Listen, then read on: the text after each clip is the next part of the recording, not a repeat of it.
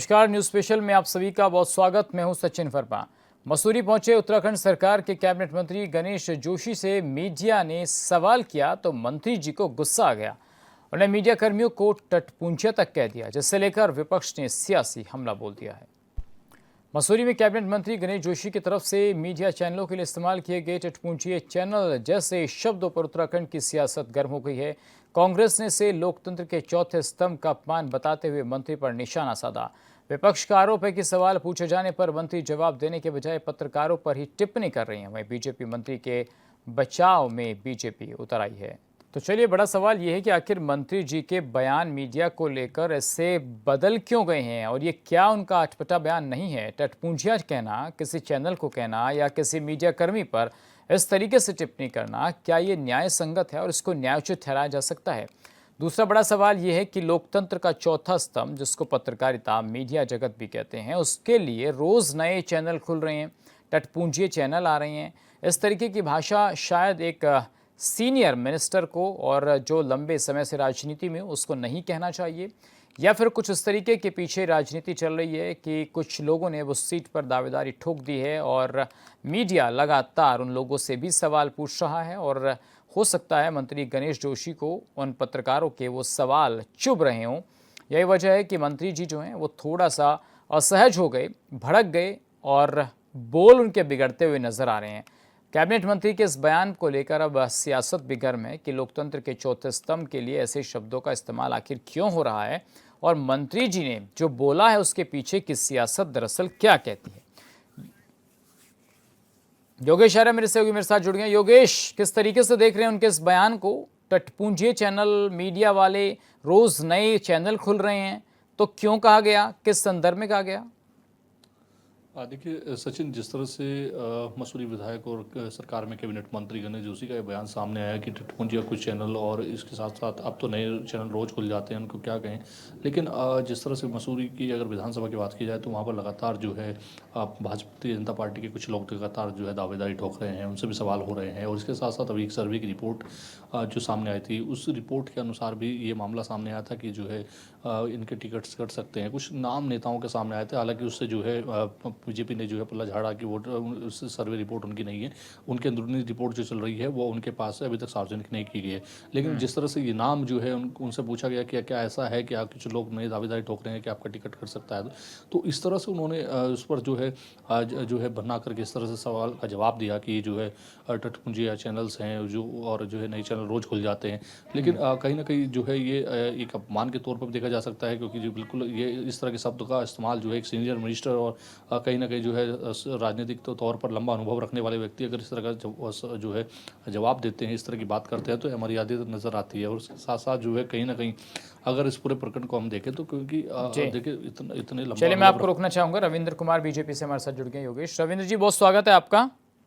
धन्यवाद sir, media को लेकर के मंत्री जी क्या कुछ कह रहे हैं वो मेरे सहयोगी भी बता रहे हैं और मैंने रिपोर्ट भी दिखाई, तो सर आपको जानकारी होगी कि मंत्री जी किस तरीके से मीडिया चैनल्स या पत्रकारों के लिए गलत शब्दों का इस्तेमाल कर रहे हैं। कैसे देखते हैं सर आप इसको? देखिए, मेरे को अभी आपके द्वारा ही पता लगा कि ऐसा कुछ कहा गया है, क्योंकि मैंने पूरा बयान माननीय मंत्री जी का नहीं सुना है जी। तो देखिए, मैं किसी भी प्रकार की कोई भी दल द्वारा हो, किसी के द्वारा भी कहा हो, ऐसी शब्दवाली का मैं कभी भी पक्षधर नहीं हूँ, नहीं कोई सभ्य समाज में ऐसा होगा। अब इसके पीछे का कारण क्या है, इस संदर्भ में कहा या क्या कहा, जैसा आप कह रहे हैं मैं उसी की बात को कर रहा हूँ, क्योंकि मैंने बयान नहीं सुना है जी। तो ये तो जब आप जैसा एक पत्रकार, जागरूक पत्रकार जरूर जाके पूछेगा तो माननीय मंत्री जी बताएंगे कि आखिर अगर उन्होंने ऐसा बोला है तो किस संदर्भ में बोला है। लेकिन जिस प्रकार से लगातार समाज के अंदर कुछ चीजों को लेके इस तरीके के मूल प्रश्न जो खड़े किए जाते हैं। सर मैं बता देता हूँ, चलिए रविंद्र जी आपने अपनी बात रखी, मैं आपको बता देता हूँ कि उन्होंने ऐसा क्यों कहा। दरअसल सर वो मीडिया से बात कर रहे थे और तभी पत्रकारों ने कहा कि सर सोशल मीडिया पर इस तरीके की खबरें चल रही हैं कि इस बार आपका टिकट कट सकता है और राजनीतिक दावेदारी कुछ और भी लोग कर रहे हैं। तब सर वो नाराज हो गए और इस बात से उनको गुस्सा आ गया। तब उन्होंने कहा कि देखिए ऐसे तो टटपूंजिये चैनल जो है रोज खुल रहे हैं, रोज एक नया चैनल खुल रहा है और ये टटपूंजिये चैनल है। अब बताइए सर। देखिए दावेदारी की जहां तक बात है तो भारतीय जनता पार्टी में प्रत्येक कार्यकर्ता की जो लंबे समय से राजनीति क्षेत्र में काम कर रहा है उसकी प्रत्येक का अधिकार है। जी। तो मुझे नहीं लगता कि यह कारण होगा। अब माननीय मंत्री जी जब पता लगेगा, जब आप जैसे कोई पत्रकार बात करेंगे तो वो जरूर बताएंगे कि ऐसा क्यों कहा। और दावेदारी को लेके देखिए बड़ी स्पष्ट स्थिति है कि कोई भी कर सकता है। और बाकी तो हमारे जो प्रदेश की टीम है, प्रदेश की कोर कमेटी है, प्रदेश के नेता है, वो तय करते हैं कि कौन चुनाव लड़ने लायक है, कौन जीत सकता है, कौन नहीं जीत सकता है, किसकी पकड़ मजबूत है। तो ये सारी चीजें बड़ी लंबी प्रोसेसिंग है भारतीय जनता पार्टी में। तो ये कहना कि टिकट किसी के कहने से या चलिए न सर, आप कहने से टिकट की फाइनल बात नहीं कर रहे हैं, होता। वो सोशल मीडिया का जो दौर है सर, आजकल सोशल मीडिया का ही दौर है। रविंद्र जी आप जानते हैं। सर बने रहिएगा हमारे साथ। आशीष सैनी जी भी हमारे साथ जुड़ गए हैं, कांग्रेस के नेता हैं। आशीष जी, सोशल मीडिया का ही दौर है और हर कोई सोशल मीडिया पर ही अपनी प्रतिक्रियाएं देता है। आप भी जानते हैं कि सोशल मीडिया के आने के बाद कितने नए युवाओं को उससे रोजगार भी मिला है, लेकिन उनके सम्मान को कहीं ना कहीं सर जब ठेस पहुंच जाती है, जब बड़े नेता या कोई भी दल का नेता अधिकारी गलत शब्दों का इस्तेमाल करता है, तो मंत्री जी ने जो कहा है कि रोज़ नए चैनल आ रहे हैं, टटपूंजिये चैनल, तो ये किस तरीके की भाषा है सर, किस तरीके से देख रहे हैं आप? देखिए बिल्कुल मैं मंत्री जी की बात से कतई भी असहमत नहीं हूँ। उनकी नज़र में बिल्कुल बाइफिकेशन बना हुआ है कि जो चैनल भारतीय जनता पार्टी के इशारे पर काम करते हैं वो उनके गोदी मीडिया चैनल हैं, और जो चैनल उनसे सवाल करते हैं वो टटपुंजिया चैनल हैं। तो आज की डेट में टटपुंजिया कहना कोई गलत बात नहीं है। जैसे चीफ जस्टिस ने कॉकरोच कहा तो देश के लोगों के हित के लिए आवाज उठाने वाले लोगों ने खुद को कॉकरोच बता दिया।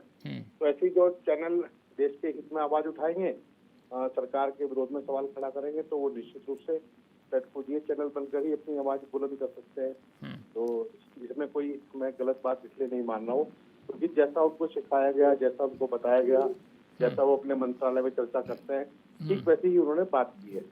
तो नहीं, बीजेपी के नेता तो आशीष जी कह रहे हैं कि भाई हम तो प्रेस का सम्मान करते हैं, मंत्री जी भी प्रेस का बहुत सम्मान करते हैं। अब वो बात किस कंटेक्स्ट में कही गई उसको पूरा नहीं दिखाया जा रहा है, क्या इस पे लिपापोती हो रही है? मैं इसीलिए कह रहा हूँ, बिल्कुल स्पष्ट लाइन है।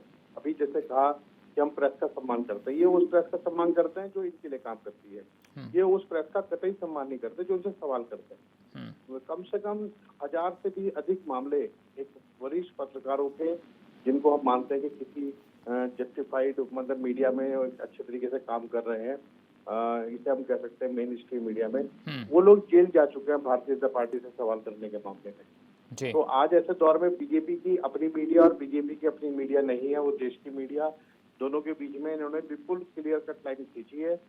जो लोग भारतीय जनता पार्टी के साथ नहीं है वो निश्चित रूप से टटपूंजिया भी हैं। लेकिन आशीष जी एक बात बताइए सर, अगर बीजेपी के नेता कह रहे हैं टटपूंजिया और आपकी पार्टी के नेता विपक्ष के लोग गोदी मीडिया कह रहे हैं, तो सर अपमान तो दोनों तरफ हो गया ना मीडिया का? नहीं, अपमान नहीं है सर। जो गोदी मीडिया है वो गोदी में खुश है। आप देखिए नीट की परीक्षा, बेरोजगारी, भ्रष्टाचार और पाकिस्तान और विदेश नीति, डॉलर, महंगाई, किसी भी विषय पे बात अगर नहीं कर रहे हैं और वो कहीं ना कहीं अपनी इनकी तारीफ करने में लगे पड़े हैं, तो निश्चित रूप से तो स्पेसिफाइड हो गया ना कि ये गोदी मीडिया है। जहाँ सवाल करते हैं, आपके चैनल पर सवाल पूछे जाते हैं, तो आपके चैनल को तो ये कभी स्वीकार करेंगे ही नहीं। ये उन व्यक्तियों को तक को स्वीकार नहीं कर रहे हैं जो इनकी पार्टी में नहीं है, किसी दूसरे दल में संबंधित है, तो ये उनको देशद्रोही बोलते हैं। तो इनको तो खाली टटपूंजिया बोला है, हमें तो देशद्रोही बोलते हैं लोग। ये लोग वो देशद्रोही। ठीक है सर, आजकल तो देश के अंदर रविंद्र जी, चले आप बने रहेगा आशीष जी मेरे साथ, रविंद्र जी भी मेरे साथ। रविंद्र जी अब ये बताइए, कहीं गद्दार कहा जा रहा है, कहीं कुछ कहा जा रहा है, कहीं राहुल गांधी के लिए, कहीं मोदी जी के लिए और कहीं प्रेस के लिए, कोई गोदी मीडिया कह रहा है, कोई टटपूंजिया कह रहा है। सर किस तरीके के विचार लोगों के हो गए हैं और किस तरीके की भाषा का इस्तेमाल देश के अंदर हो रहा है? देखिए मुझे बड़ी हैरानी है। सैनी जी बहुत अच्छे व्यक्ति हैं, मैं पर्सनली इन्हें जानता हूँ, लेकिन मुझे नहीं लगता कि कांग्रेस को इस तरीके से ये कहने का भी अधिकार है। मैं आज ही सोशल मीडिया पे एक देख रहा था, इनके एक काशी बनारस के एक नेता है अजय राय, जमानत जपत नेता। तो जिस प्रकार की शब्दावली का प्रयोग किया है पत्रकार से बात करते हुए मोदी जी के लिए, माननीय मोदी जी के लिए, तो ये देखिए ये कांग्रेस का चरित्र है।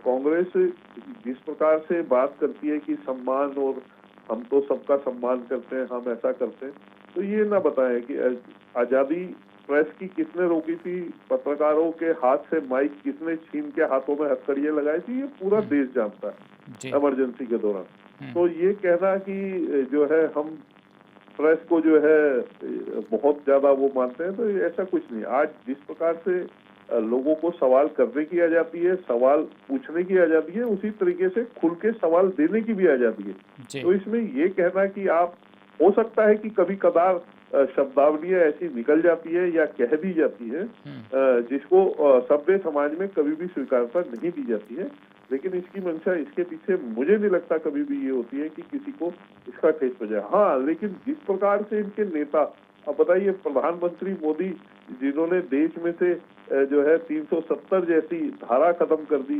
नक्सलवाद खत्म कर दिया, आतंकवाद खत्म कर दिया, परिवारवाद खत्म कर दिया, उन्हें गद्दार बता रहे। तो जिन्होंने लंबे समय तक इस देश के अंदर विदेशी गुलामी करी हो, गद्दारी करी हो, वो आज जो है माननीय प्रधानमंत्री को गद्दार कह के संबोधित करते हैं। तो ये सारा देश का जानता है किसका चरित्र और चेहरा है। फिर भी मैं यही कहूंगा कि सभी को, कोई भी हो, खास करके भारतीय जनता पार्टी के लोग जब ऐसी शब्दावली का प्रयोग करते हैं तो ये मीडिया रिपोर्ट 100% बनती है।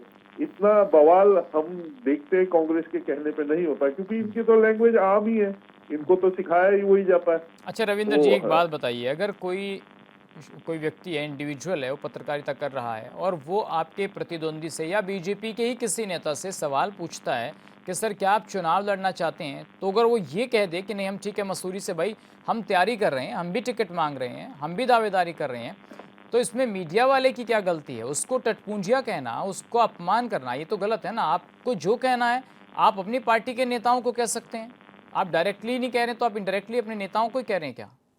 नहीं, देखिए मैंने पूरी बात जो कही है, मैं यही कह रहा हूँ कि कभी कभी हम आवेग में और किसी उसमें ऐसी शब्दावली का प्रयोग करते हैं जो सभ्य समाज में स्वीकार नहीं है। और खास करके भारतीय जनता पार्टी के मुंह, किसी भी नेता के मुंह से जब ऐसी शब्दावली का प्रयोग होता है तो वाकई में ये मुद्दा बनता है, कांग्रेस का नहीं बनता, क्योंकि कांग्रेस के तो चरित्र में है ये सब चीजें कहना, गाली गलौज करना, कुछ भी शब्दावली का प्रयोग करना, तो हमारे लिए तो ये बनता है। और अब ये किस विषय पे कहा गया है, क्योंकि मैंने बार बार कह रहा हूँ, मैंने बयान नहीं सुना है माननीय गणेश जोशी जी का। वो उन्होंने पूरी लाइन क्या थी, क्या बोला है, किसके लिए बोला है, क्या संदर्भ था, तो ये तो जब आप जैसा पत्रकार जब जाएंगे अच्छे से पूछेंगे तो वो मैंने सर आपको अभी बताया था। बाकी आप जो कहना चाह रहे हैं थोड़ा उसका संदेश भी जा रहा है। आशीष सैनी जी, अब रविंदर जी कह रहे हैं मैंने उनका बयान नहीं सुना है, जबकि मैंने पूरी रिपोर्ट भी दिखाई और मैंने उनको बताया भी है।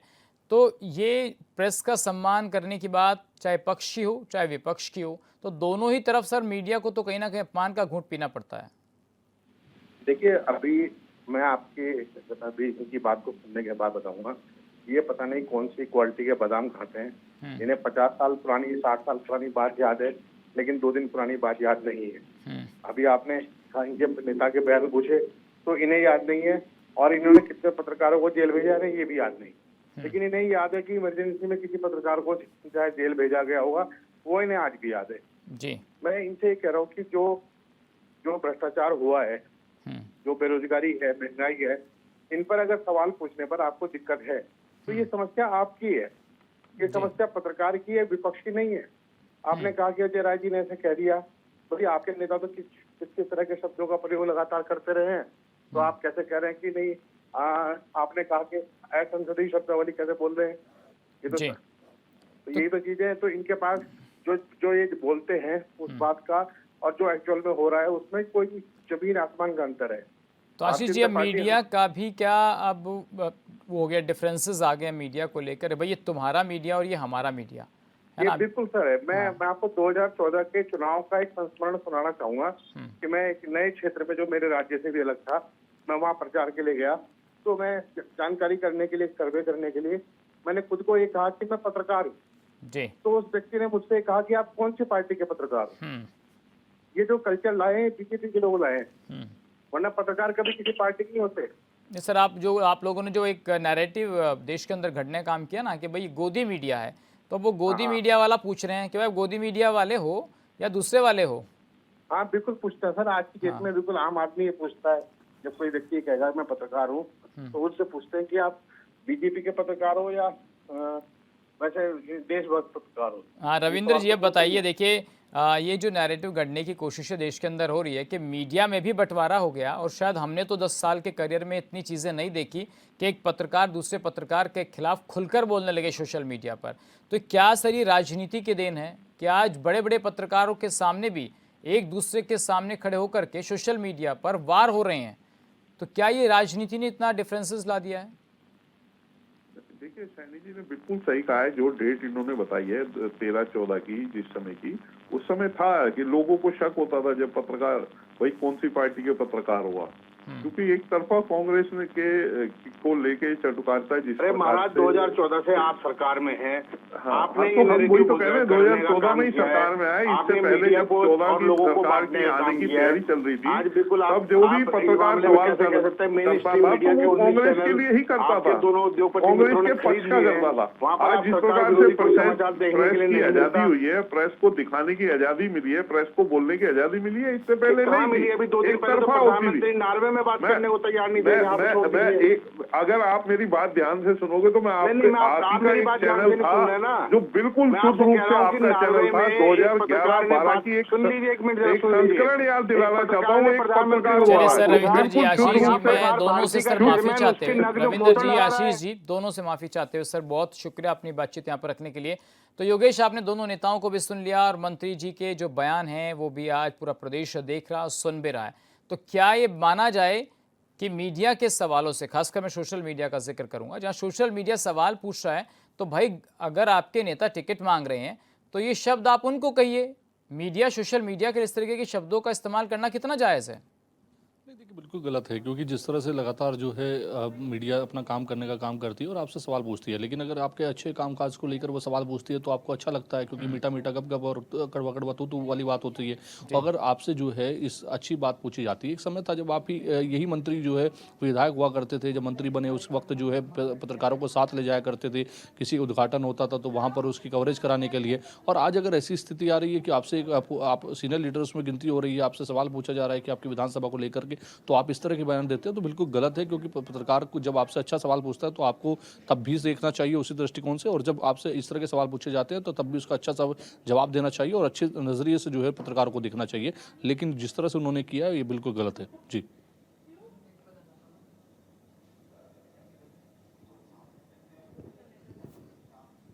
बिल्कुल योगेश, जिस तरीके से आपने बताया अभी मंत्री के बयान और तमाम चीज़ों का जिक्र अभी आपने किया, तो क्या ये मान लिया जाए कि भाई एक छोटी सी कहावत भी हमारे यहाँ सुनी जाती है कि खिसियाई बिल्ली खंबा नोचे, वो कहावत अब नेताओं पर फिट बैठने लगी है कि अगर कोई टिकट मांग लेगा, कोई सवाल पूछ लेगा तो आप उन पर गुस्सा नहीं करेंगे, आप मीडिया पर गुस्सा करेंगे। तो ये जो खिसियाहट है क्या पत्रकारों पर निकालते हैं क्या नेता? देखिए बिल्कुल ये खिसियाटी दिखी जिस तरह से उन्होंने जो है एक तरीके से जवाब दिया, वो इसको ये भी कहा जा सकता था कि देखिए पार्टी का अंदरूनी मामला है, किसको पार्टी टिकट देगी, किसको लड़वाएगी, किसको आगे रखा जाएगा। उन्होंने जिस तरह से कहा कि वही लड़ेंगे, वो पार्टी के नेता हैं पुराने, वो यहाँ से जीतते आ रहे हैं, उनकी जनता उनके साथ है, ठीक है। लेकिन इस तरह की बातें जो उन्होंने रखी गलत थी और इस पर जो है कहीं ना कहीं लगातार प्रतिक्रिया भी जो है वो सामने आ रही है। चलिए, बहुत शुक्रिया योगेश आपका तमाम जानकारी के लिए। और चले रुक कर लेते हैं, एक बड़ी खबर आ रही है। ट्यूषा शर्मा मौत मामले में अहम जानकारी निकलकर सामने आ रही है। पोस्टमार्टम के लिए 4 सदस्यीय टीम का गठन हुआ है। शाम में भोपाल के लिए ये टीम रवाना होगी। 4 सदस्यों की टीम बनाई गई है। दिल्ली एम्स की टीम दोबारा पोस्टमार्टम करेगी। तो ये अहम जानकारी निकल कर आ रही है ट्यूषा शर्मा की मौत के मामले को लेकर, जहाँ पर पोस्टमार्टम के लिए 4 सदस्यीय टीम का गठन हुआ है और भोपाल के लिए रवाना ये टीम होगी। 4 सदस्य इसमें शामिल किए गए हैं। दिल्ली एम्स की टीम दोबारा पोस्टमार्टम करेगी। तो ये हम जानकारी इस मर्डर केस से जुड़ी हुई सामने आ रही है, जहां पर ट्यूषा शर्मा का मौत का मामला लगातार देश भर में सुर्खियों में रहा है और इसके लिए अब लगातार जांच की मांग, न्याय की मांग लगातार हो रही थी और इसमें कुछ फेरबदल किए गए हैं ताकि सच्चाई सामने आ सके। और उस परिवार को न्याय मिल सके। इसको लेकर ही 4 सदस्यीय टीम बनाई गई है। भोपाल के लिए रवाना होने की बात फिलहाल सामने आ रही है।